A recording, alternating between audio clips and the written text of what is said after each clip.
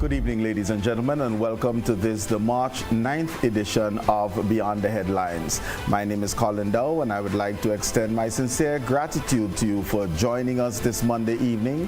So whether you're tuned in to GBN television, listening on GBN radio, or logged on to any of our social media platforms, it's an absolute pleasure having you being a part of this evening's program. Just before we dive into our topic of today, I need to recognize that yesterday was International Women's Day, the 115th commemoration, I believe it is, or thereabouts, of International Women's Day. So salute to all of the women of our nation. What was special and somewhat troubling about yesterday was difficult to celebrate our women in a manner that they ought to be celebrated without also reflecting on the challenges we have had in recent weeks with the brutal murders of two of our young women, and light being shone really on the abuse that our women go through each day. Yesterday also, as part of that commemoration, was a reflection on that and a call to say enough is enough and stop it. This call was led by the management team of Power FM, led by Managing Director Denise Park-Langine. There was a march from the Kirani James Boulevard to the Carnage. Excellent support from the Power family, but I would single out Arona Neptune, who was also instrumental in putting this together. Mrs. Anya Meniz Chow Chung, who is the managing director of George F. Huggins, was also instrumental in having this. It was an evening of unity. We had representatives from all, or at least three, of the major political parties. The Member of Parliament for the town of St. George, MP Peter David, was present and made a presentation. The leader of His Majesty's opposition, Honorable Emlyn Pear, was likewise there, made a presentation, and she was supported by Mrs. Kate Skeeter Lewis. Prime Minister was present, Senator Claudette Joseph, as well as Senator Civil Francis, also present. Those were the politicians present. Media houses from Mikey Live to MTV, of course, GBN was present, and taking part in the walk was the leader of organization, Janelle, was also leading in terms of her charge and being part of the walk. But I also would also like to recognize the soca artists who showed up to stand up, because as we were discussing over the last couple of weeks, words are powerful. The lyrics of our music can be impactful, can influence behavior, and it was good to see the likes of Mr. Golden. I saw Looney Sparks. I know Wasway's family was present. We also saw Jefferson, who performed Reggae Atmosphere, and it was a joy to see them showing up and standing out as well. We also had probably the most powerful presentation of the evening came from our strong man, I like to call him, because anyone who can do the decathlon, in my mind, is a hero. So Lyndon Victor was very present and gave a very powerful presentation. Also among those joining the march was Grenadian and West Indies cricketer Andre Fletcher. A wonderful evening, excellent initiative. Kudos to the organizers. To those who will stay on Facebook, comment the day after a crime, and then disappear and not show up to stand up, the light is now on you. It is critical that we don't give up until there are fundamental changes made so that our women and girls are treated differently. we're talking cricket this evening. So I will segue into cricket, and of course I highlight the Andre Fletcher, or Grenada and West Indies cricketer, who was with us yesterday. But in studio we have Mr. Norman Gilbert, who is the president of the Grenada Cricket Association, and alongside him Mr. Colin Peters, who is the coordinator of sports. Gentlemen, welcome to Beyond the Headlines. Thank you, and it's good to be with you in the studio. Thank you for having me. Wonderful. You know, as we talk cricket, and we can go in several different directions, but I certainly would like to hear from you, Kerlon, as a start off. And if you could just share, what is your assessment of the state of cricket in Grenada? Thank you for the opportunity to have me. You know, to look at the state of cricket in Grenada, we look at many different stratum. I look at the grassroots program, and maybe to do an analysis, we may have to look back at maybe a couple of years. And some persons will say, well, Mr. Peters, there was more cricket played before, which I'll say was true. It's true. You know, we had more cricket before. We look at it at a different level. Are the cricket being played at the community level? You know, and that is what we are trying to get back. Are the cricket playing at the school level? Are there competition cricket going on at all different levels? Are we persons on the national team playing Window Island Championship or international championship? So we look at the holistic approach of what is happening in cricket now, and we have seen that one may say we're on a rebuilding, if that may be right, but it's not a rebuilding, but we must start at the development of the grassroots program. If I'm to go overarching before I go grassroots, what is the vision of the ministry when it comes to the development of men and women's cricket in Grenada? Well, it's a holistic approach, and we'll start at the primary school where we are prepared. We always host the primary school cricket tournament. So we look at that level, and this year we collaborate. We also having the female component of it. So you look at the human component, you look at the coaching part of it. Or we have sent coaches in all schools, primary, pre-primary, to help with the human resource and the development of cricket and other sports. Because at that level in primary school development, I look at the ABC of sports and the introduction to the basic. But we have seen also the partnership with CG United Insurance to have under 13 cricket in schools, and we have seen the program with the Grenada Cricket Association to have that based on that level. We also have seen that at the next level, look at the secondary school here, on the 20 and the 15 level. We had started this year, and we had as previous years, and we had the under 20 competition, we just concluded about a month ago. We saw some defeated Grenada Secondary at the finals in St. David's last August. We are preparing now to host 3 other tournaments. One at the primary school, girls and boys, starting from May 15th, and we're also looking toward the under 15 tournament. The Grenada Cricket Association collaborate, we work together, so that schedule and programming will continue with the holistic approach. All right. Yeah. If we can, Norman, from a GCA perspective, what is the role of the GCA in the development of cricket in Grenada? Yeah, first of all, thank you very much for having me in the studio. Really appreciate it. The Grenada Cricket Association really is the umbrella organization responsible for the administration of cricket. And I speak in here hardball cricket. Of course, we know there are many softball leagues around various communities throughout the island. We do not administrate softball cricket. So the emphasis really is on hardball cricket. We have what we call parish councils or parish leagues. And every parish is responsible for cricket administration and cricket being played at the parish level. So these parish leagues are responsible for the administration of under 15 cricket, under 19 cricket, senior cricket, and as well as women's cricket. Unfortunately, nationally, we do not have a specific program for senior women's cricket. And you may have known that 2 Mondays ago, we would have launched the Cricket Power Play program, which is a program designed and catering for women age 8 to 16, solely women. So currently, we have just over 150 girls, who are involved in this program throughout secondary schools and 9 primary schools and 15 secondary schools, including Carriacou and Petit Martinique, with the support of Grenlec and CWI. So the effort here is to build a development program for women, because we do recognize that there's a deficiency where women's cricket is concerned. Let me start, because I certainly want to come to that. You said that there are parish councils, right? I must ask how many of them are functioning. And I deliberately ask this because I understand that one can have an organizational structure. I was involved in Carnival. You had parish committees on the books, not necessarily operational. So how that's an excellent question. In fact, I can say that all of the parishes except St. John currently have some challenge, and I'll tell you why St. John. So St. Andrews currently is probably the largest in terms of cricket.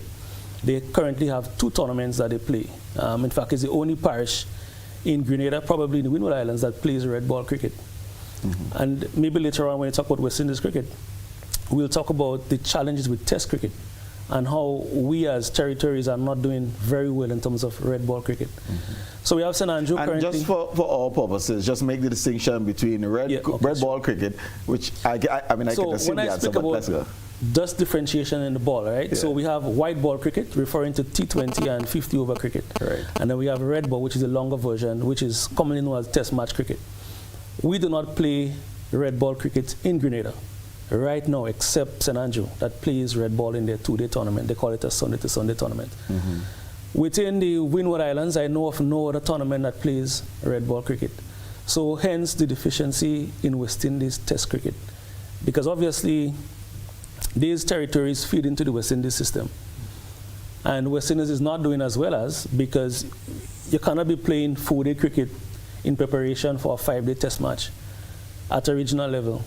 And then there is no tournament that is held within individual territories that has red ball as part of its activities. So I'm just talking now stamina, concentration, some of the basics if one has to be successful and build an innings, for example, in the longer form of the game and have the stamina to bowl. Yeah, because obviously the longer format of the game requires much more concentration, much more technical application, and you would find if you are playing 50 over cricket consistently or T20 cricket consistently, the format is different. The batting style required is different. The bowling styles required are different from what we call big man cricket or test cricket. Where you and the strategy is different because understanding and reading the game and understanding the circumstances and the tilts and balances of the game is different from a 50 over, 20 and 4 or 5-day tournament. So going back to your question about the parishes, we have all parishes currently active. St. David's just completed their T20 tournament sponsored by the Honourable Prime Minister. St. Andrew is in progress. St. Patrick also in progress, sponsored by the Honourable Dennis Cornwall. St. George's has not yet gotten off the ground for the year in terms of competition, but there is some activities there because most of the teams that are in St. George are also playing in played in St. David. Carrick also have its active and functioning council as well. Of course, they had some challenges with the lack of facility following the hurricane, so they're now getting back on stream. In fact, Carrick will probably host the largest Masters tournament within the Windward Islands. And so they will come back with this tournament again this year. St. Mark is going to have the tournament very soon. St. Mark and St. John's have peculiar challenges. St. Mark has only one major playing facility, as you would know, and St. Mark is traditionally a football community. So you would find football being played right around the year, and that poses a challenge for cricket. St. John's, unfortunately, do not have any prepared wicket for cricket and has not had one for a while. So we have some challenges in St. John. But all of the other parishes are functional. And of course, the strength of the GCA really relies on the strength of the parish council. So you mentioned the competitions, and outside of St. Andrew, say there isn't a long, quote-unquote, form of the game being played. They also, though, from what you cited, have responsibilities for under 15, under 19, etc. Are those levels of competitions there, or is just one type of competition, and who has women's cricket within their parishes? Right. So when you come to the age group cricket, that is administered from the national executive. So we play a parish under 15, a parish under 19, and parish senior cricket. And the ministry complements that by having the secondary school tournaments, which is also a feeder for our national teams. So we also depend on the secondary schools under 15 competition to fill our national teams, as well as the under 20 competition to fill the under 19 teams. As I said before, unfortunately, we have no national tournament for females currently. Hence, we have started this girls development program. So what we do when we have to select a national team, we generally go to a core of players that we have, and it's a long core that is getting older, of course, led by Afi and a few others who have been around for quite a while. So we do see a deficiency and recognize that we have to play greater investment in terms of female cricket. And that's why we have started this program. If I can just ask you about that, how do those players play? Are they taking part in the red ball cricket and the white ball cricket that's ongoing within the parishes? Yeah, we do have a few girls who participate. I can speak about my St. Patrick's tournament. We have Holly Charles, who is one of our national players who plays in the St. Patrick's tournament, and we appreciate that. And so we do have a few girls who are involved, but not necessarily play as competitive as we would like. And what we do when we have to prepare for national teams, we have camps. We have camps and trial matches, which is insufficient to be able to effectively prepare a team. However, fortunately, we just won the Windward Islands tournament in January, unbeaten. So although we're not where we're supposed to be, we still have something that's working for us in terms of pulling the camps together to be able to have the girls in training and then to be able to select the team. As I said before, it's an old core, so they're very familiar with each other, and it's an experienced core as well. And the ministry's coaches also assist us in terms of the preparation. Colin, talk to us a little bit in terms of that investment. So I want to do twofold. Some of the tournaments, you can start off with tournaments and initiatives for girls and women. But I also then want to get on to your coaching staff. But let's go tournaments first. Well, I must say that we're trying to assist in that fundamental of the girls' cricket. So this CFO will have the girls separate. When we have in the primary school program, we have in the girls separate. For the last couple of years past, we have both said that you must play with 2 girls on the team. Okay. So this year we have in the girls separate. Competition together with the boys. The girls start on the 15th of May. For mine purposes, are we talking red ball, white ball, or wind ball? It's a special ball for that age group. Okay. A softball. If you remember, the Prime Minister, naturally Prime Minister Ministry have gotten equipment for all the schools and clubs for that kiddies cricket. So this year, under the leadership of Troy George, he's our senior coach. We got an additional person this week, and Gavin joined the staff. And we have the people like Telesford and everybody. So we have them going to school, Junior Murray. And we're paying some particular emphasis on the female. So you want to see the female competition component of this competition. So we're helping in that aspect, also in the boys. So we're looking forward to that one day we could have the female secondary school under 17 or under 15 competition. We're working closely with their partners that came on board in collaboration with, as I mentioned, with the CG United Insurance that came on and give incentives to some of the competition. So we'll have the ladies component. The coaching part of it now, we have a numerous coaches that within our ministry for cricket. And they work in collaboration with Grenada Cricket Association with us. Work with me a little bit when I hear numerous. I would like to hear a number. How many cricket so coaches we have about assigned, we have about maybe about 12 coaches within that discipline. And they have a program, a schedule where they go to different schools to help develop the cricket, even now during track and field time. Are they divided by parish, or are they like the district officers within the Ministry of Education? So they have their zones. Yeah, they have their zone, and they have the zone where they attend to, and then they try to make sure that they bring out a team. As I mentioned earlier, we assign new coaches to schools, and they will give them additional support to help in the formation of teams within the school. So we will see something. We're expecting to see the cricket pick up. One, we look at the human resource development aspect, the equipment aspect, and now we're looking at the after-school program that we are executing in the grassroots with the Cricket Association and the Ministry are supposed to make sure that our coaches are active and they keep us for the teams to be developed. Tell us a little bit about the training of coaches, because for track and field I can tell you level 1, level 2, level 3. I'll confess I'm ignorant in terms of the training for cricket coaches. So where is their training? How is it assessed? Has it been accessed? How many people are trained? Where are we? Well, all our coaches except for new ones now, but they normally assist me that certificate training. All of them have taken courses, so all that we have.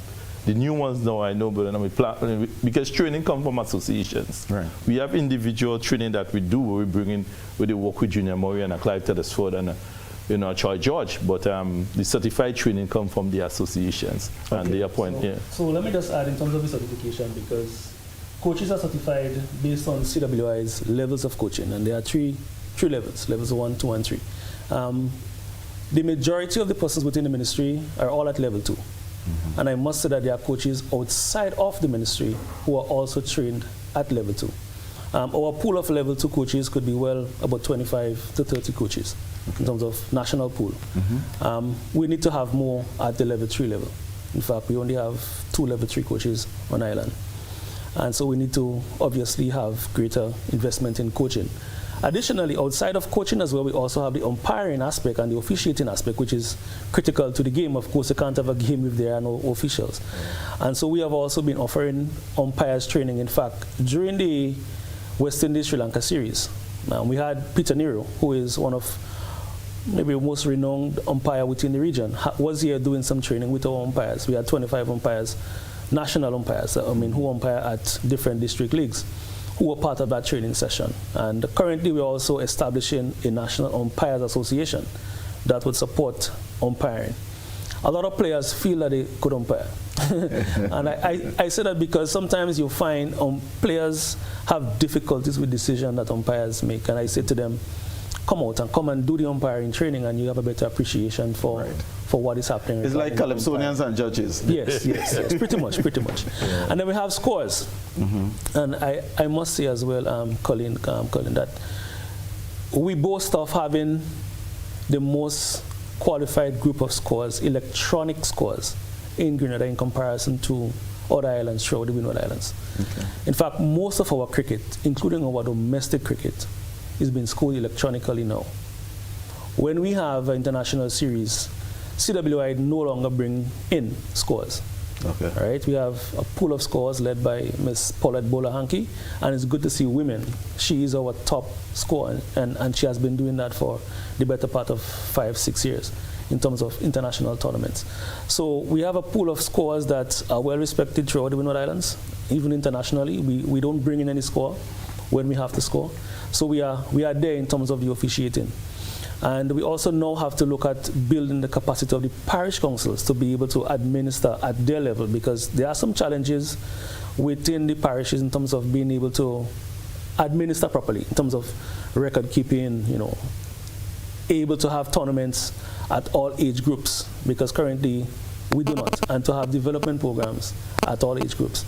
So we have an idea to work along with the National Sports Council as well as the parish councils to help in some development program at every parish. But I just wanted to add that the coaching aspect really is important, and we do have a very good pool of coaches, including females as well, that we have been utilizing with the support of the ministry, but there's also persons outside of the ministry who give support from the GCA also. Okay. Colin, you mentioned, so on staff you have about 12 coaches, and they are working with clubs, or they work with schools primarily? Well, they work at all levels. They work with schools, so during the daily work they work with schools, assigned to different schools. They work with national players.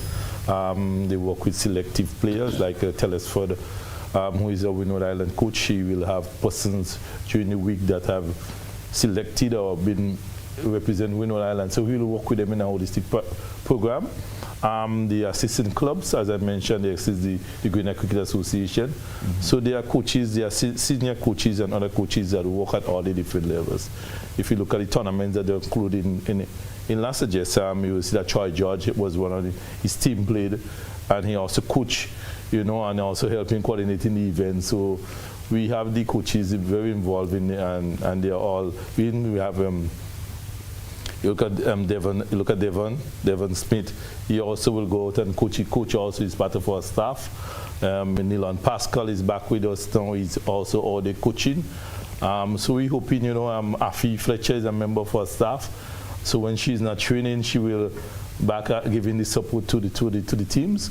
So we are trying our best to get the cricket and the female component back up by providing that support. Are we seeing our coaches being ex-cricketers, and I'm just going to be blunt here. Is coaching a retirement plan for an ex-cricketer, or is there a coaching development program run by the ministry which is strategically placed to assist with the development of cricket in Grenada? Well, there's a strategic plan to help to help with the development of sports in the area, because most of the names I call, they don't just retire from the game. They go on to the desertification program. Some of them do it in England, some of them do it regionally. So partly all of them have done that program, So it's sure a continuation of the sports. And I think the influence with them when they go to the school, it will bring a little likeness and more pull to the sport, because sports, cricket is there to compete with other sport within the period. And then it's how you could attract the youngster to want to come to cricket.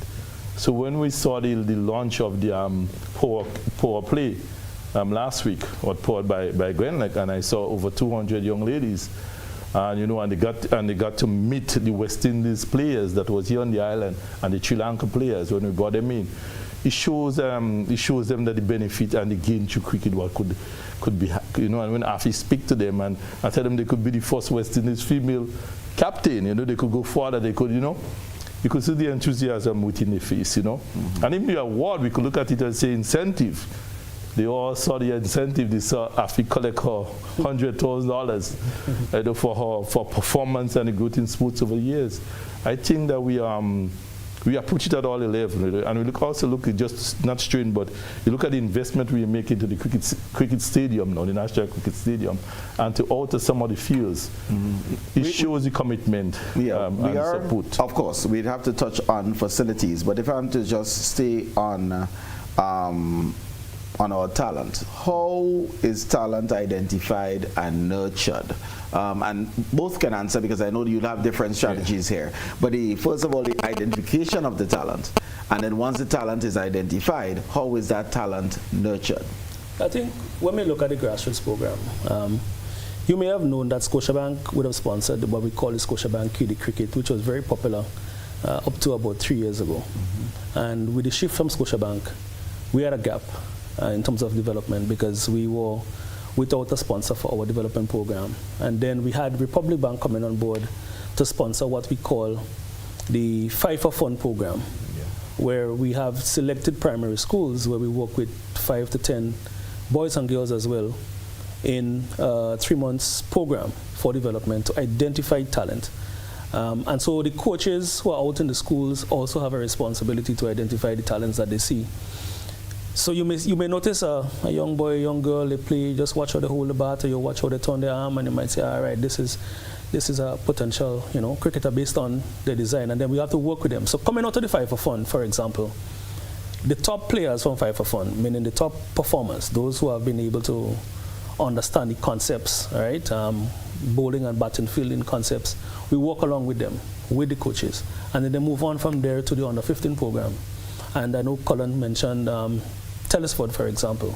Now, Telesford is what we call a pathway coach, and he is engaged by the Windwards Board as a development coach that we have on island. He works with all the selected, identified talents that we're talking about.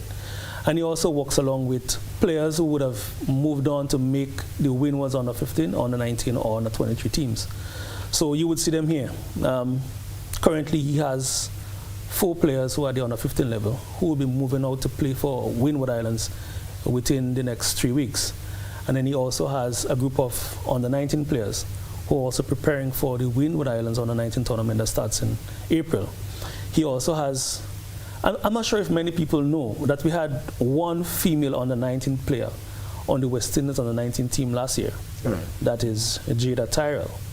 And if you ask me who is the next potential to replace Afi Fletcher, she's next in line based on the development program.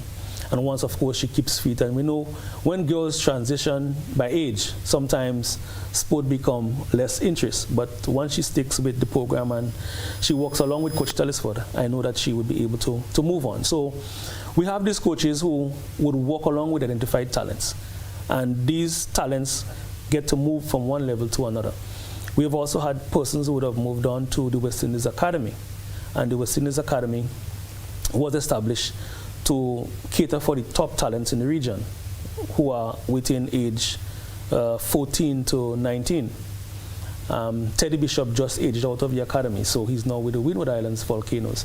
So we have players who would have gone to the academy and had specialized coaching programs, that they were able to help to improve and to, improve their skills. So there is a pathway for players. Once the talents have been identified, the coaches will work along with them and they move on to national level. What we need is consistency. Okay, yeah? Finish that. Yeah, what we need is consistency, because sometimes you have tournaments conclude, talents identified, we give awards, most runs or most wickets or whatever, and then there's a lapse in terms of the development work until the next tournament is about to begin. So we need to do better in terms of continuation with the persons who we recognize are the top talents. And maybe later on the program we can talk a little bit about the elite program or the high performance center that I think we're having some discussion with ministry on, that would cater for the elite and top athletes. Well, I certainly want to do that, but it's time for our first break. So we will take our first break, and when we come back, we'll talk about those elite athletes in cricket. We'll be back shortly.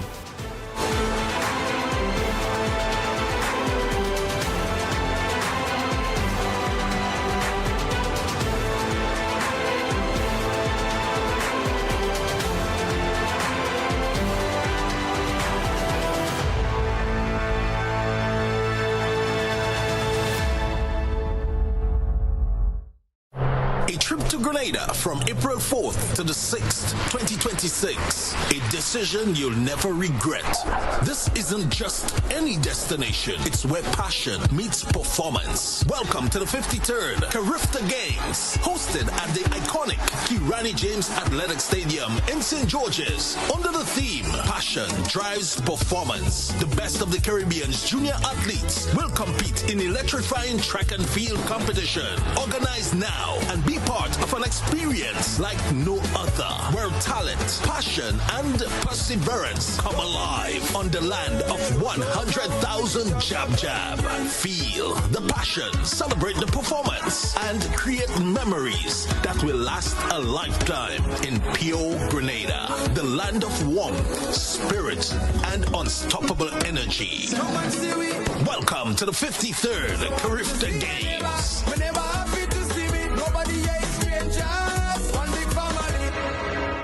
Sunrise Diagnostic Center is the place to visit for your medical laboratory test, ultrasound, X-ray, mammogram, ECG, and ultrasound guided and bone density test. Also available are COVID PCR and antigen tests. Most results are available within 24 hours. Sunrise Diagnostic Center is located at number 9 NS Building, Melville Street, St. George's, with sub-offices in Grand Anse, Wall Street, and Grenville, St. Andrew. Visit Sunrise Diagnostic Center today at any of their offices or call 440-3709 or cell phone 415-9522.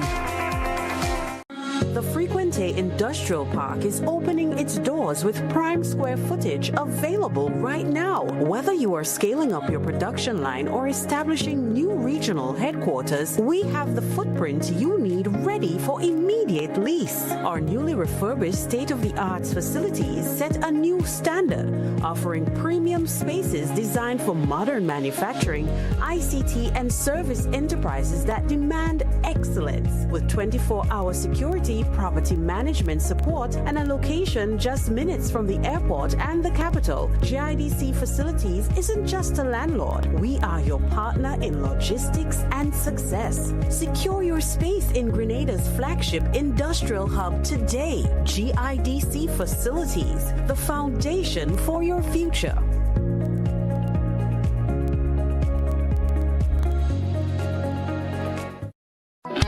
The Grenville Cooperative Credit Union introduces its new digital platform, managing your finances at any time from anywhere. As a part-time student, balancing work and studies can be a real challenge. But with GCCU's digital app, these worries are no more. My parents can now remotely transfer funds to my account and I can check my balance at any time, giving me the freedom to achieve my goals. My days can be long and tedious. With this app, I can ensure my loan is paid on time, transfer funds to someone else's account, and check my balances. I don't have to rush to do business during my lunch hour or after work anymore. With this app, I can request checks to pay my suppliers, letters for my business transactions. I don't have to leave my farm to go stand in line. The Grenville Credit Union digital platform. It's convenient and secure banking right at your fingertips. Download the app today from the Play Store or App Store or call 442-8602, 459-4325 or 416-8467 for further information. In Grenada, sports aren't just a game, they're a way of life. They teach discipline, teamwork, and resilience. They inspire the next generation to push boundaries and chase excellence. That's why the Investment Migration Agency of Grenada is proud to support sports initiatives as part of our commitment to youth and national development. When we invest in sports programs, we invest in the future. We invest in the health and well-being of our youth, and we invest in broadening Grenada's reach, proudly connecting our athletes, our talent, and our nation to a global community. Together, we all go further. The Investment Migration Agency. Unlock the possibilities. Hello, I'm leaving the house right now. I'll be there in 20 minutes. Life gets hectic. That's why I registered for myaccount.grenleg.com and chose paperless billing. It was simple. I went to the site and clicked sign up. I then tapped find my new account number, typed in my old number without the zeros at the front, and got my new account number instantly. The new account number is also in the app under the Balances tab or at the top of any recent Grenleg bill. I entered my new account number and the total amount due on my most recent bill, then filled out the profile information and subscription sections. They sent me an email to create a password and sign in. And finally, I signed up for paperless billing, and now everything I need is in one place. Myaccounts.grenleg.com and paperless billing have really brought me peace of mind.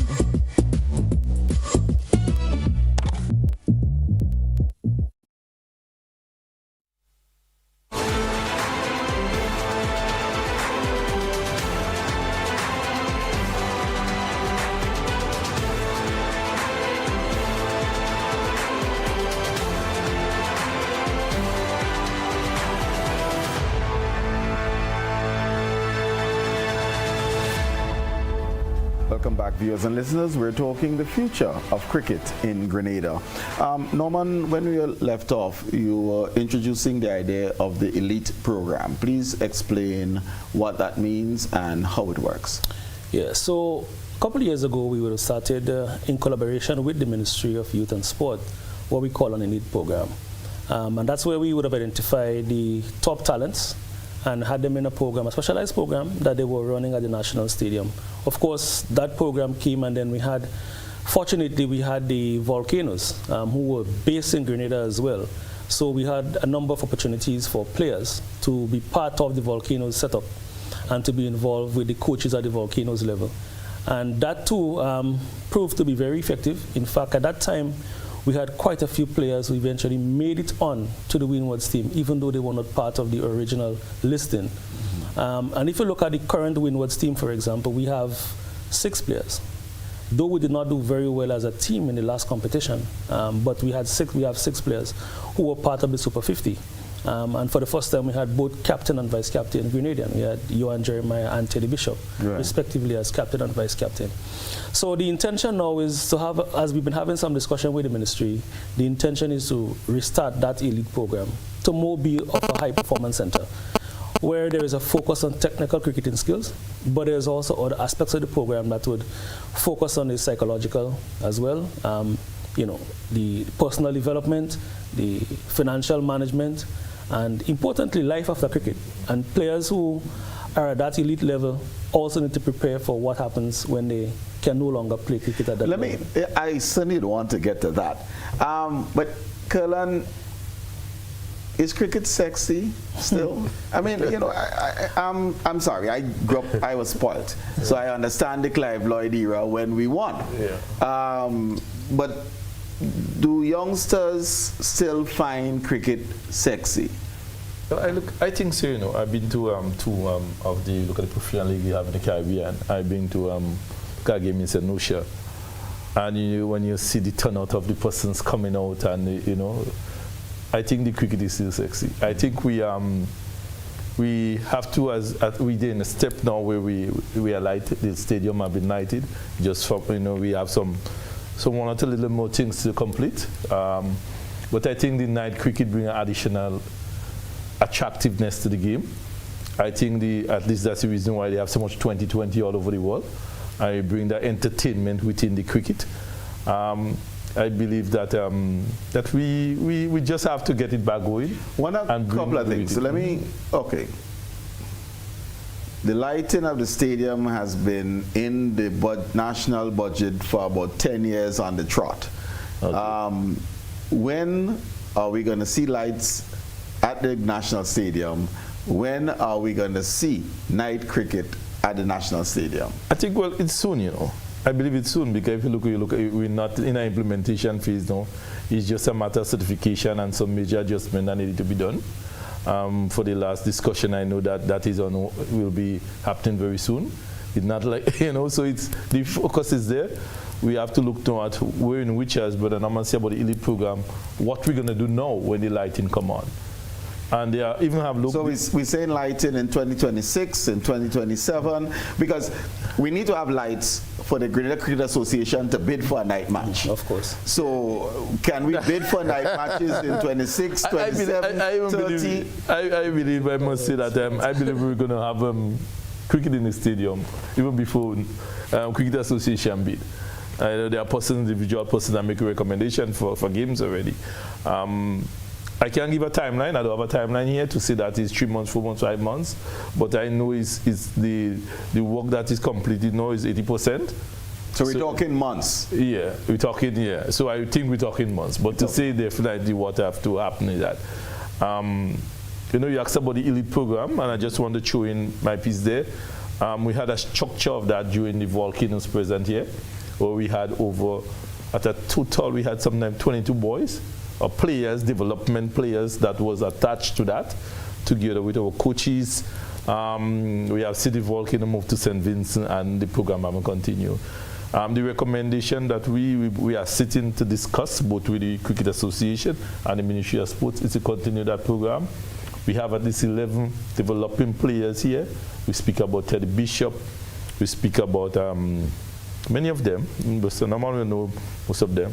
And then we have the coaches. So we're looking at our whole management structure, and we have the new talented athletes coming up there. We're going to bring them in, give them a stipend, and they have, like, as I mentioned earlier, they have like the commitment to keep that training program going, so that when we're ready for the light actually come on, we should have, even be prior to that, we should have a level of a team here that could compete in any one of the islands. Let me ask this: what is the difference in our players, and I'm going West Indies now, between the Clive Lloyd era and our current crop of players? Why is it we were dominant for close to 20 years, and now we are sporadic at best? Well, I think there are many factors that may have brought us to this stage. We look at commitment and commitment of players. We look at the introduction of T20 leagues around the world and how that has changed West Indies cricket, and how teams around the world are utilizing our players for a particular format, and players are zoned in on T20 cricket. We look at the nature of our tournaments in the region. As I said before when I started, we have no red ball cricket really being played. So that's also affect our test cricket. But let me challenge you on that, because our West Indies team won the first 2 one-day competitions, 75, yes, 79, and was in the finals in 83. And the team that we beat a couple of months before, India, beat us in the finals, right? But so we were dominant, whether it was in the long form of the game or the short form of the game. And we seem not to be managers of any form at this point, although individual players are earning contracts and making money. Well, collectively, sorry, collectively, we have not done very well. We look at, as you said, we have sporadic performances where we would have a great one now, and a very poor showing tomorrow. So there's lack of consistency in the team's performance. And we also have to look at the structure of the cricket in the region. We also have to look at the administration of cricket. Of course, cricket is an expensive sport. We also have to look at our physical, geographical makeup in comparison to the individual nations around the world. You know, we are multiple islands. Coming together is obviously a cost, a significant cost too. So bringing a team together for training and so on is obviously one that cricket West Indians have to give consideration to in terms of costing. And that too has its own challenges in terms of cost, competition, etc. So there are quite a few factors. But generally, I think that we have the talent.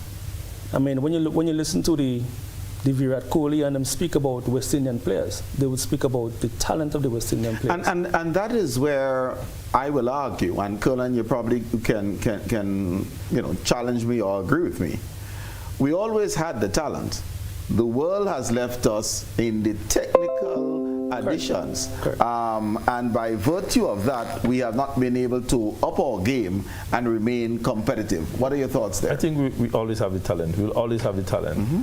But enhancing that talent, it takes finance, it takes investment, it takes strategic planning, it takes sponsorship, and it takes a bigger vision. You know, so to get this ongoing, and you look at the likeness for the sport, having the different sport and the attractiveness and the excitement me that other person choose to play. Mm-hmm. I think as a region we haven't done one with the managerial aspect of it. We haven't developed. You have not seen academy around the place, and you have seen big academy around the world in cricket. You know, even regional center. We know we had a good thing going on with the cricket, and having even you one and them is still there. So we need to have academy, and we need to get the persons there to go on. You know, we need for all of our sport, because Mr. Gilbert was speaking earlier, and we're saying why our athletes are at that level, and why the other country athletes are, and sometimes the amount of time we get to spend with it. Mm-hmm. Because we still function in amateur settings. How do cricketers access the academy in Barbados? Well, it's an academic school, basically. You have to be performing well in your school and then your performance. So what we have to do here is to make sure that we at least share that, the knowledge of that. But then we still have to, as Mr. Ahmad said, we have different centers. So we still have to start assigning persons to the centers. And we may ask, make sure it's not straight, but say that the Sports Council is developing now to help us in the different parts. If I can, because this is a Cricket West Indies venture, at least it started off that way. Mm-hmm. So am I to understand that only university students can access the High Performance Center in Barbados? That was not my original understanding. In Barbados, you have colleges that obviously have cricket as probably their mainstay. Okay. Like in Jamaica, you would have the track and field. I call it track and field schools, right? Right. Okay. Whether it's the Kingston or Calabar High School or Kingston College, whatever it is. So you have schools that are predominantly cricketing schools. You may recall that there used to be a secondary school tournament held in Barbados, where top secondary schools in individual islands would go into Barbados to play in this tournament many years ago. And then you have the West Indies Academy, which is a separate academy that is based in Antigua, where they pool the talents from around the region to be part of the academy.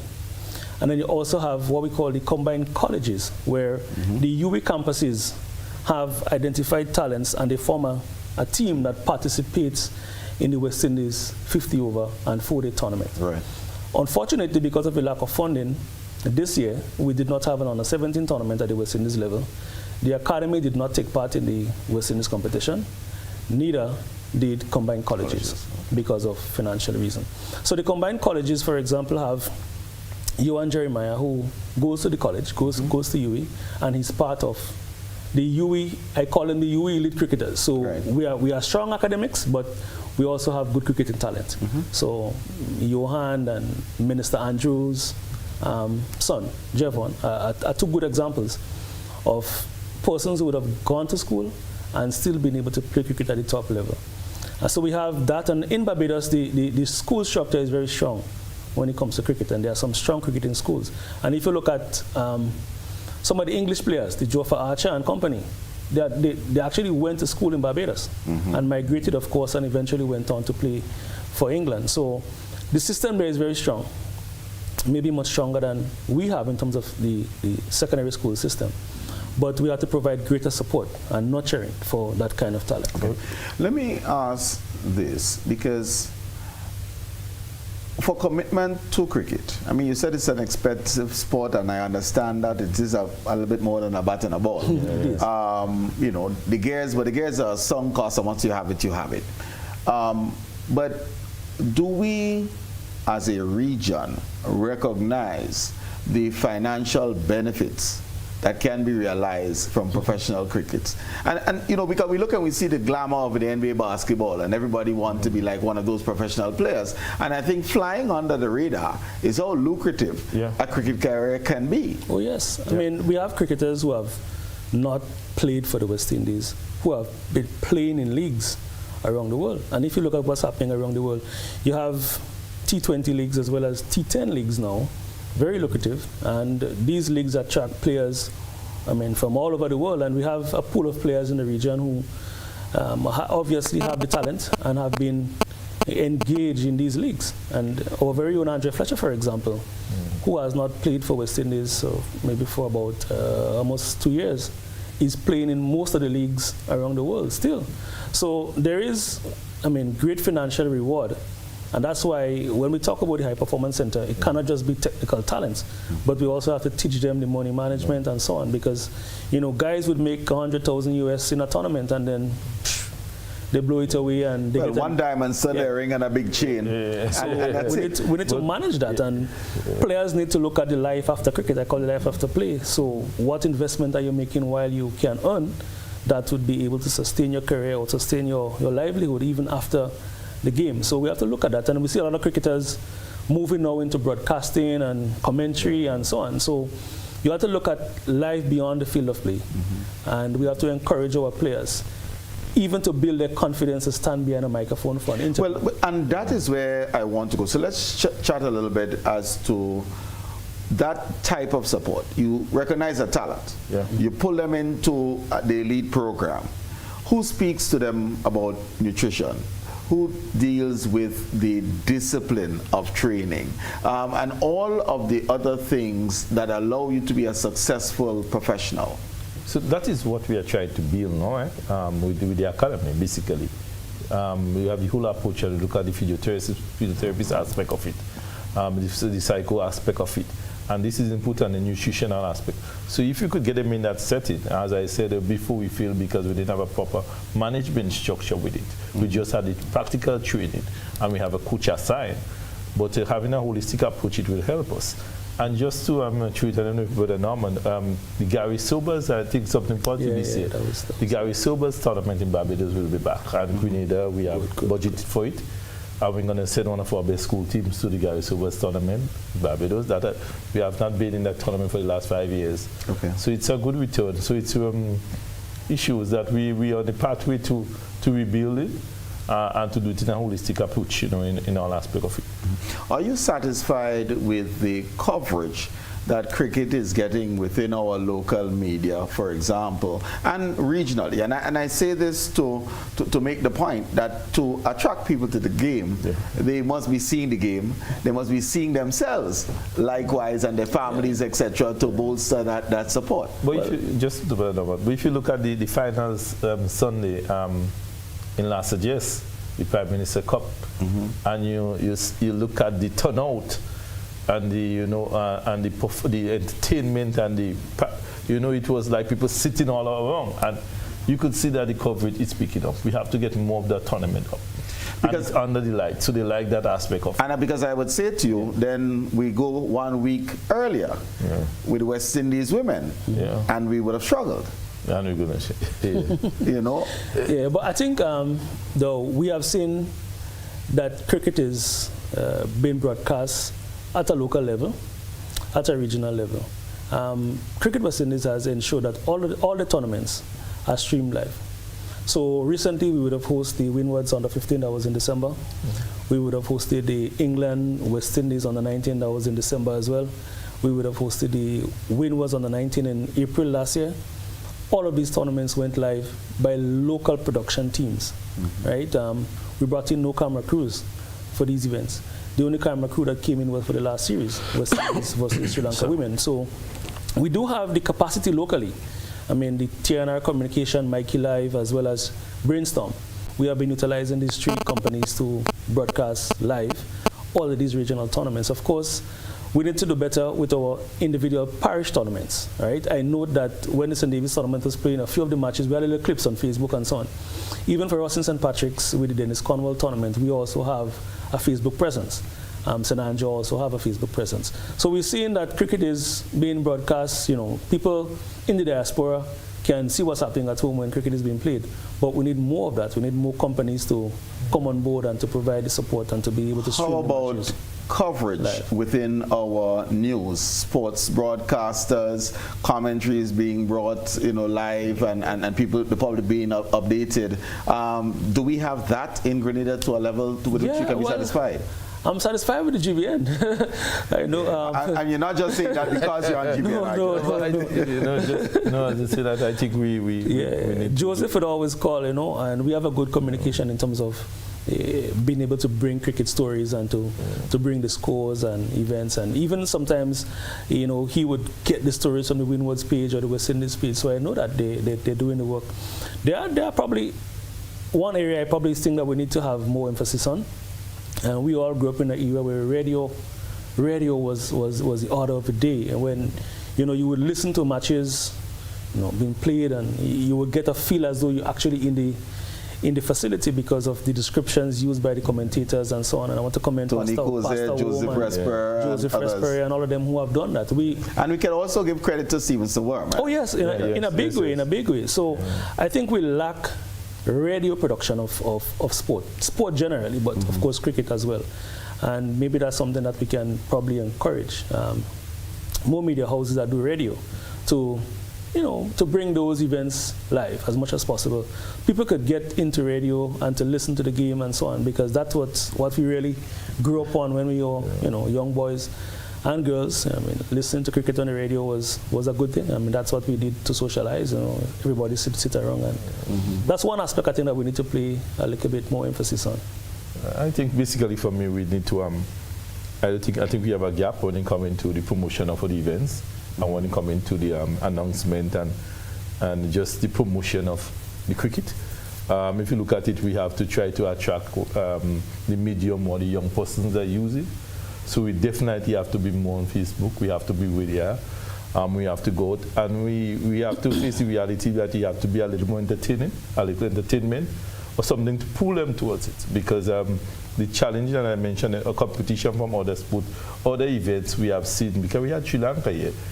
And if you look at the professional level of the team and some of the players, and I thought, you know, that's their big academy and such. So we just need to go out more and push the event more. We need more Pastor Stevens Worm, that more persons that we, you know, getting into that event and going out all day and promoting it and getting it the pictures and the image all day to the persons, so we could attract them more to the sport. Okay. You know, so some of the journalists who need some more to develop, and maybe they're excited to get some more sports journalism package, persons speaking about it.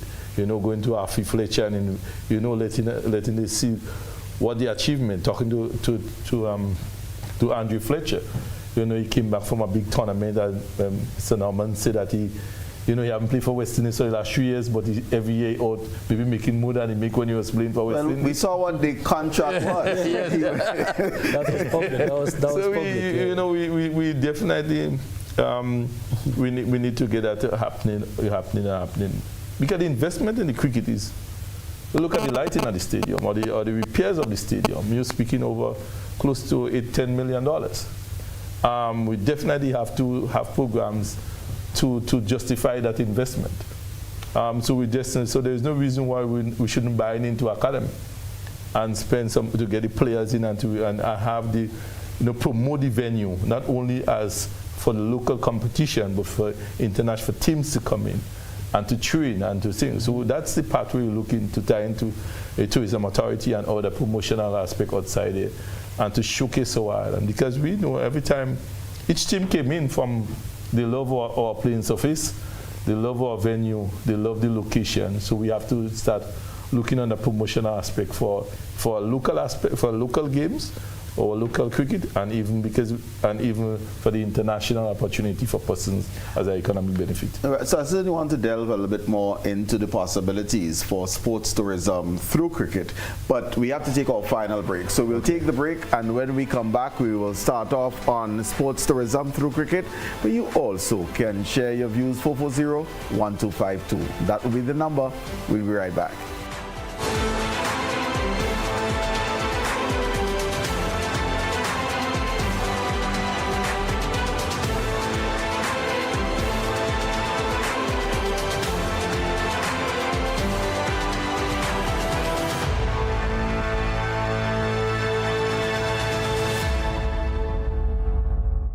Looking to shop online from your favorite stores like Amazon and Shein? With GPC Global, it's never been easier. Get your very own US address and shop from around the world. With GPC Global, you can order the latest trends and must-have items, all delivered straight to Grenada to your closest post office for your pickup. We offer the cheapest rates, and our service is reliable and quick. No more waiting for weeks for your packages. Your satisfaction is guaranteed. Join the Grenada Postal family today and start shopping smarter. Visit us online at www.grenadapostal.com or call us on 437-POST. That's 437-7678. GPC Global, your gateway to the world.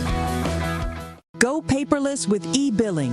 Get your Grenlec bill straight to your email inbox with myaccount.grenlec.com. Sign in to myaccount.grenlec.com, where you'll be directed to the home screen.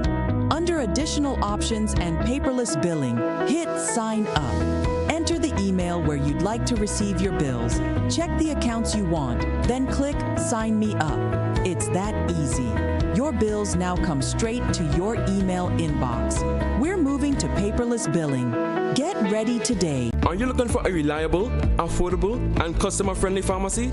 Look no further than Hills and Valley Pharmacy, the nation's leading healthcare products and services provider. We are committed to serving you at convenient locations. Find an extensive and affordable selection of prescription and over-the-counter drugs and medical supplies at Church Street, Hillsborough, Carriacou, Jubilee Street, Grenville, St. Andrew, near the bus terminal, and Halifax and Grenville Street, St. George. Our committed team is always available to offer valuable assistance for managing your health and wellness. Discover the additional benefits of our wholesale distribution on Halifax Street and our Medcare Center on Grenville Street, where we provide in-house physiotherapy, massage therapy, doctor consultations, and eye care services. Our commitment is to satisfy all your healthcare needs, including competitive prices, loyalty rewards, and special discounts for seniors. Contact us at 435-6904 and WhatsApp 535-4734. Choose Hills and Valley Pharmacy. Remember, your health is our business.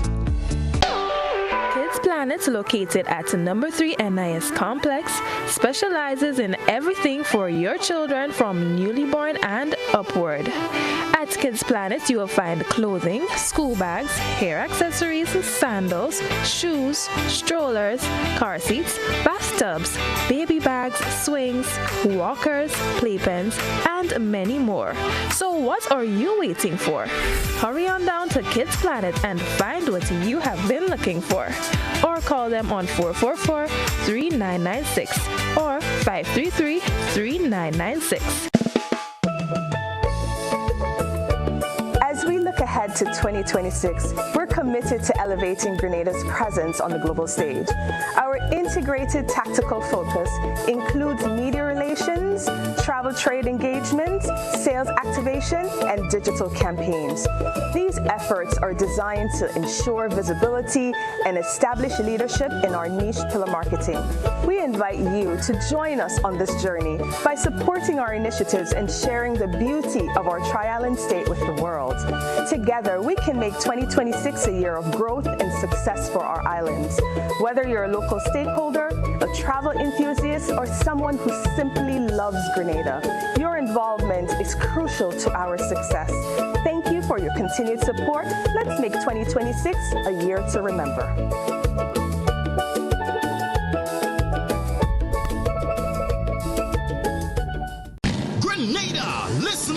This one hits different. On Saturday, March 14, it's going down at the Roy St. John's playing field in Tantine with Grenada Auto Fest. More than cars, go head to head with vintage, antiques, and classics, bikes, Jeeps, Land Rovers, and custom-built machines, all battling for $50,000 in cash and prizes. It's more than a car show. It's a family day. Look out for go-kart racing and bouncy castles. And we climax with Sakina and the Alpha One Band. Plus a special surprise. It's Grenada Auto Fest. Saturday, March 14. It's a vibe you can't miss. Lock the date. Special thanks to our partners, Wagity Rental, True Blueberry Resorts, On The Spot Hardware, and all our category prize sponsors.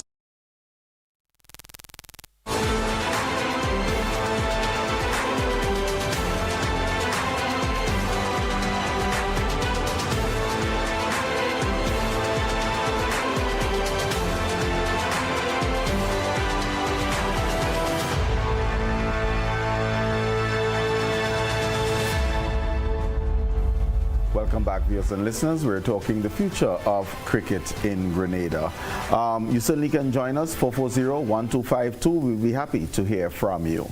Norman, when we left off, we were just talking about, well, this was Kerlon was making a point about sports tourism through cricket. Years ago, we had the Cricket Classics, and, you know, we have a caller, so let's just go to the caller. Good evening, caller. Welcome. Yeah, good night, Mr. Dowe, and good night to Mr. Peters, and the next one is Mr. Gilbert here. I'm a layman, but I think I follow cricket well enough that I can make a comment in relation to the topics that you're discussing tonight. I think we missed the ball because we were not innovative as a region, from a West Indies point of view, in the first instance, because when we were winning, we didn't check on other people who were planning for us.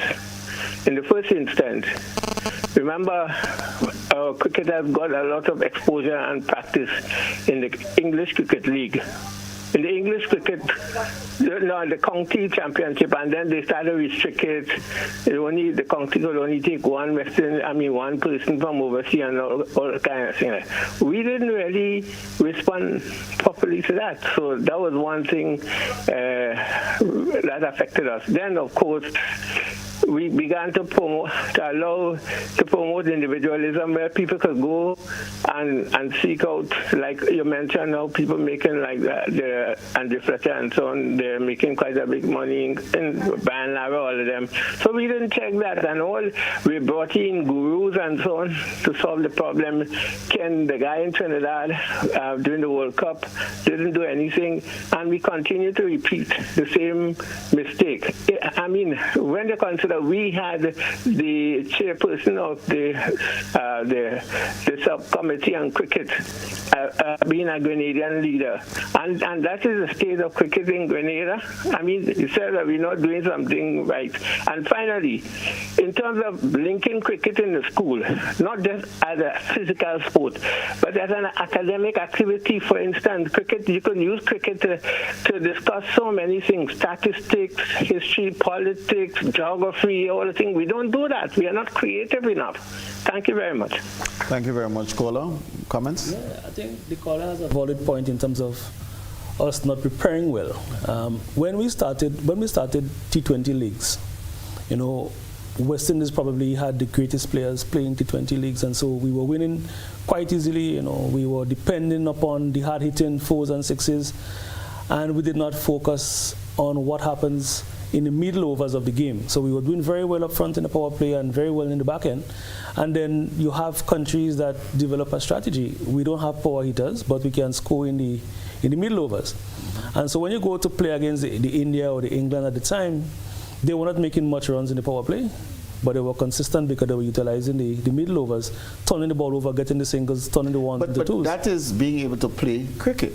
Exactly. You know, if you have an individual with a good eye-hand coordination, they could hit 6s. That doesn't mean that they know, they understand the game and can implement, especially when they're now faced with a good bowler. Of course.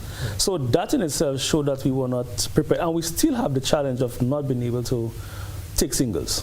right? We still depend a lot on boundary hitting because that's what we are traditionally known for in that format of the game. And still have not recognized that there's other ways to score runs that could give us a good total. Ryan Chandler Paul comes to mind immediately, right? You may think that he's an ugly batsman, but he made runs consistently. But I also want to talk on something that the caller said in terms of preparing. Shivnarayan Chandler Paul was known to have a bowling machine. So he practiced his craft. How many of our batsmen have bowling machines, are encouraged to get bowling machines so they can be working on their game consistently? Maybe not much. And as part of the academy that we're speaking about, we're also speaking about making sure that we have a functioning bowling machine. Currently we have one at the stadium. I'm not sure what state it's in. But we need to invest as well in a bowling machine that can assist the batsmen in being able to. I see Colin smiling. I smile because I know maybe he was so busy during Sri Lanka game, you know, I didn't tell him that we had already 2 machines and it is here in the stadium. Yeah, so we have the 2 bowling machines because, as I said, we are planning on maybe the academy or the guys to work with the team. So we have 2 new bowling machines. We're going to look at them this week because we both were busy now. And I want to support the caller. But it's the difference between professionalism and we're doing amateur.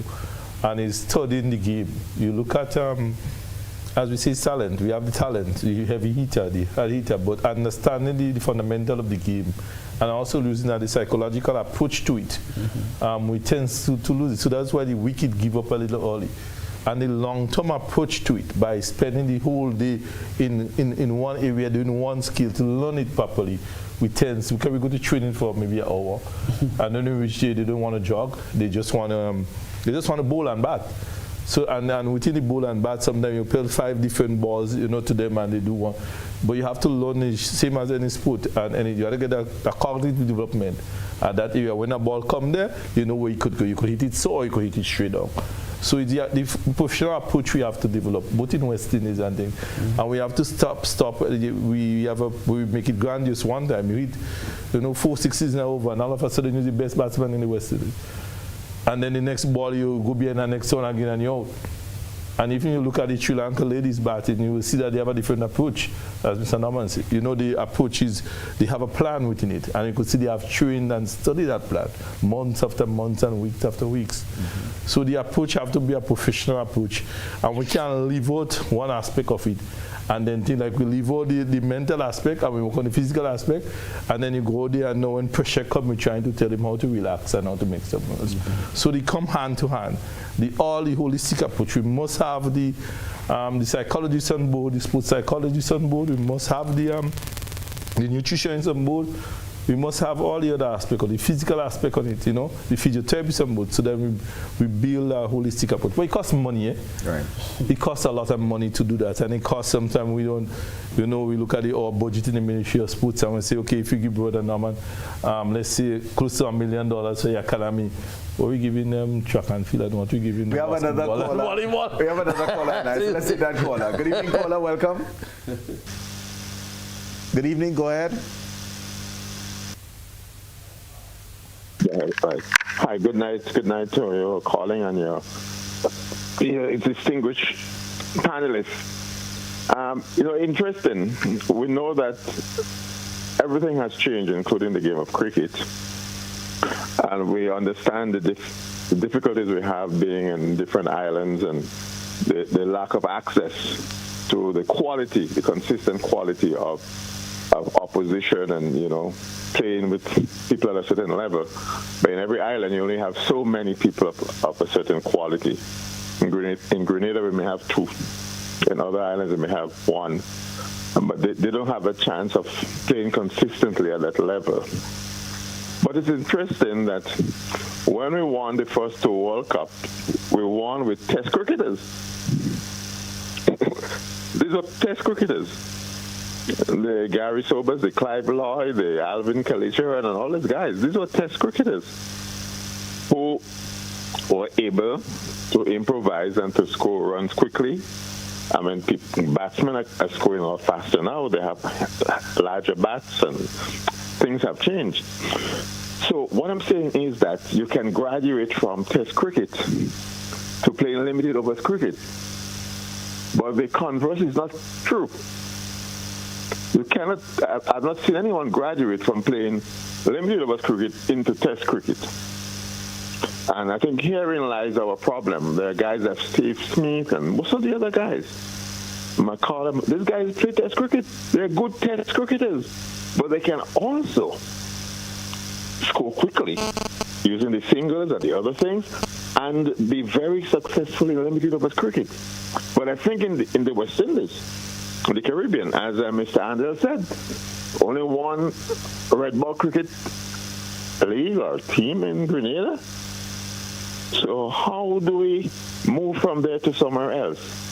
Because to me, the movement is from the foundation to the other branches. But it seems as though we only have the other branches and we don't have the foundation. In addition to the fact that our men in our society are less disciplined, they're less committed to anything long term. And when you add the lack of resources and everything else to that, and the lack of motivation in the schools, where they basically only have female teachers and all the other things that go with it, the odds are stacked against us. But to me, the fundamental thing is we seem to want to transition from playing limited overs cricket to Test cricket, when to me, traditionally, it has been the other way around. I don't know if anybody is seeing anything what I'm trying to say there. Thank you. I will phrase, because I think I embraced that comment, in that the players before could have played cricket and hence be able to make the transition. Yeah. So mastering the fundamentals, you can make the transitions. I mean, that's what I'm hearing from the call. I don't know that makes a lot of sense, because they had the psychological know-how and discipline are required for playing a longer game. So coming down now to understand it more. So we reversed it. What happened now, we reversed it. So they don't have that capacity to go on past the 20 overs or past the few hits. You know, before you have play cricket on a Saturday and Sunday, and you hear one man play bat holy and they make 2 runs. Because you want to enjoy the game. Right. So that kind of, so the discipline they know is understanding that concept. So it's how, but in the reality of it, we are attracted to if you look at it, we had the T10 or something they had, and it's all over the world. It was streamed all over and you see them 10 overs. So you want 9-1. From this calypso cricket mentality, because I'm fine with the calypso cricket mentality. The calypso cricket performance, but not the calypso cricket mentality, because we need to master the fundamentals in order for us to be successful in any form of the game. And I quite agree. And there are very few players within the West Indies that feature in all 3 formats of the game: Test cricket, one day, as well as T20 cricket. But as we all know, T20 cricket is fast-paced, it's innovation, it doesn't have a requirement for foundational aspects of the game, which would include your batting techniques, your concentration, hand-eye coordination, etc. You'll see some shots that has been played, for example, in T20 cricket, and I'm sure Clive Lloyd might be wondering what the hell is going on, because that could have never happened as part of their era of the game, when it was more putting your body behind the ball, getting in line with the ball and playing the shots. So there's a level of innovation now that exists within the shorter formats, and if players can transition from Test to these formats, then it's good. But it's difficult to, as the caller said, difficult to transition from the faster formats of the game into the longer term, which requires more concentration. But there are few players who do it well. In fact, they feature at all levels. But it's very few, very few. Currently in this core of West Indies players, very few feature at all 3 formats. Okay. And how can we turn the tide on this? How do you propose? My proposal is for us to look at cricket in the individual territories. We need to start playing more red ball cricket in the individual territories.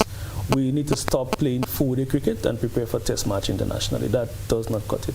So we need to encourage the territorial boards, including ours, including Grenada, for example, to play more red ball cricket. And I know the caller made a point about the commitment of guys. And trust me, you go to play and the availability of guys is Saturday and Sunday. You go to play a game on Saturday that goes into Sunday, and you get 10 guys on Saturday, you get a different 5 guys on Sunday, because these guys are not available. So commitment is important. We have another caller online. Good evening, caller. Welcome. Good evening. How are you? Good. Hello. Good evening. How are you? Good. Just go ahead. Thank you. Very well. One of the issues that we have in our region, Grenada, also, we do not make cricket the livelihood of the players. Yes, they play, but most of the times, as somebody mentioned earlier, you play on the weekends. You play on the days and you have to go and find a job during the week, find a job during the day, and then you come and play on the weekends. You look at Australia, you look at England, the players on those teams live and breathe cricket. That's all they do for the country. So they have time invested in them to play and to practice and to study out the opponent's craft and all these things. Those time is not invested in our players. And then you talk about the salaries of the players. It is so small at times. So it's like guys play for the fun and not really play for the benefits that they could really derive from playing the sport. So it's really, we play for fun because we like the game, because there's no big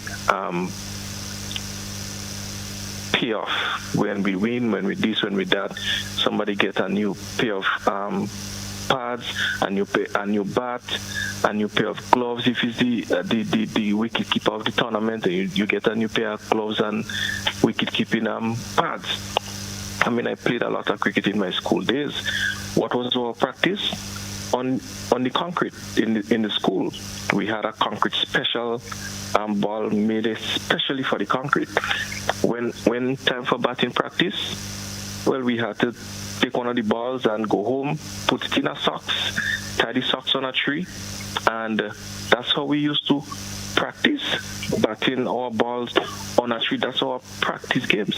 So if more is invested in the game of cricket for us as players who used to play before, and more time is invested in getting good coaches and facilities for practicing. I think cricket in Grenada and the wider Caribbean region can greatly improve with good management, good investment in the players. I think cricket can greatly improve like that. Thank you so much. Thank you very much, Kola. Comments? Yeah, I quite agree. I mean, if you look at our local tournaments, very often the sponsorship is not significant in terms of financial. And what happens most times, as he says, you would award a player some cricketing gear, for example. You score the most runs, you may get a bat. But to the player, commitment to the game, having to leave off work sometimes. A lot of the guys who play cricket, sometimes you have guys in construction.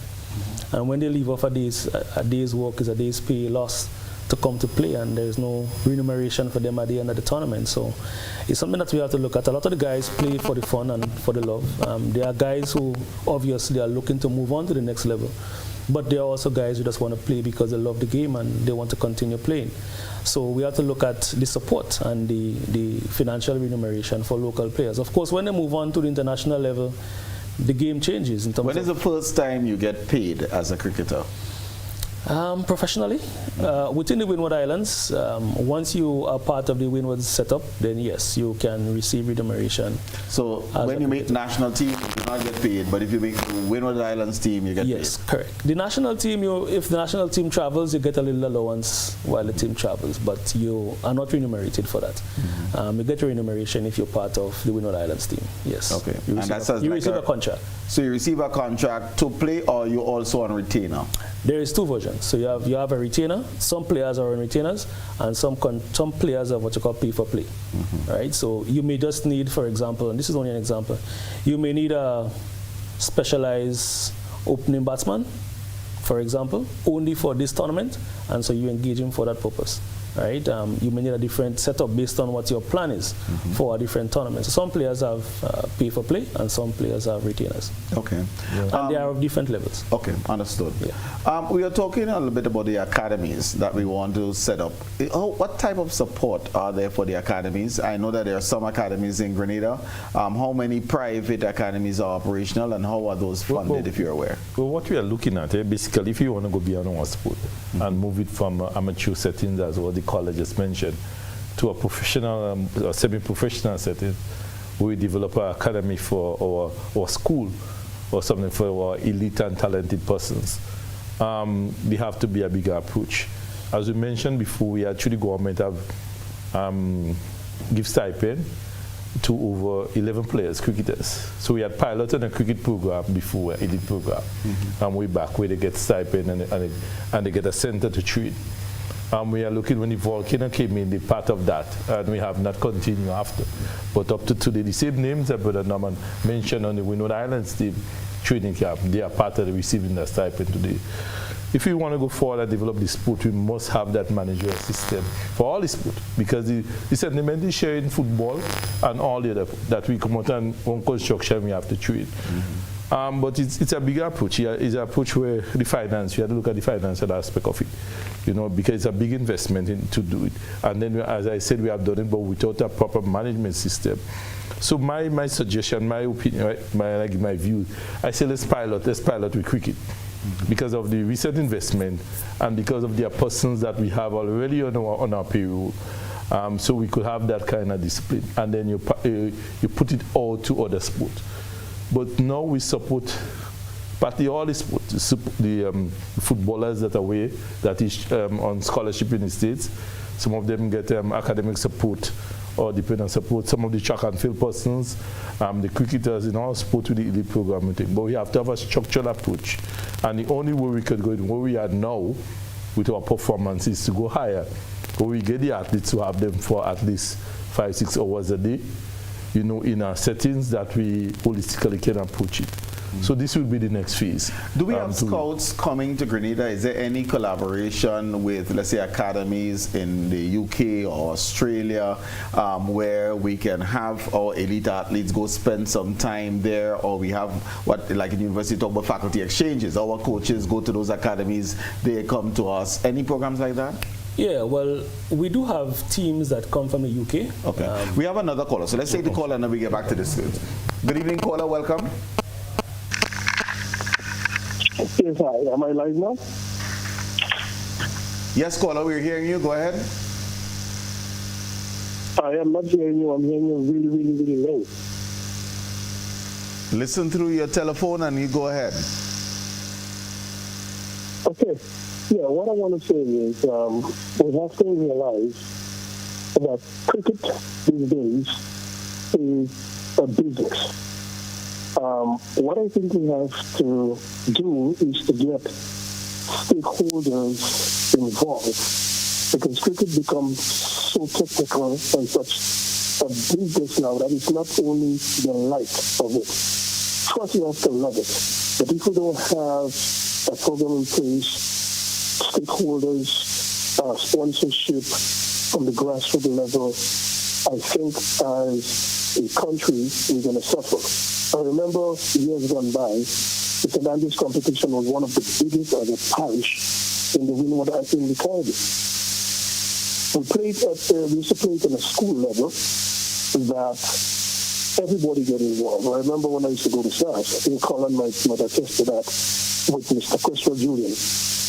We used to play cricket with a plastic ball on the court or on downstairs, and the principal was right there with us, showing us what to do, making sure we do it right.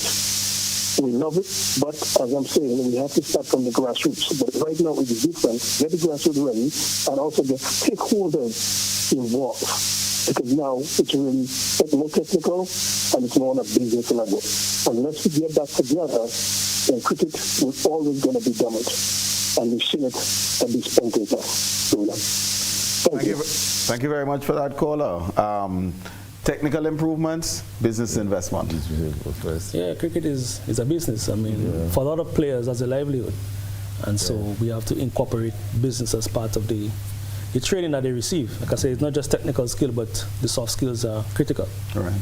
We were talking about the investment, the exchanges, the academies. Yeah, I was saying that we do have a number of clubs who would come from the UK in their off-season for practice, for training, and as well as to engage our local teams. In fact, we should have had an Australian under-19 team club, here for Easter, but that has been pushed back a little bit to July. We did have an engagement with the Grenada Tourism Authority for 2 years gone, where a number of our players would have gone to England to engage with some clubs in England, partnering with the GTA Ministry and the Grenada Cricket Association, so that players can get exposure and that we can have this whole aspect of sport tourism being developed. So we were thankful of the support of the Tourism Authority, though we weren't able to have the tour last year. But it's something that I think would have worked well for the players who would have gotten the exposure in a different climate. Of course, persons who are familiar with the English climate knows that the cricketing climate in England is different in terms of the movement of the ball. And so you have a lot of our batters have difficulty in English conditions because the ball swings a lot.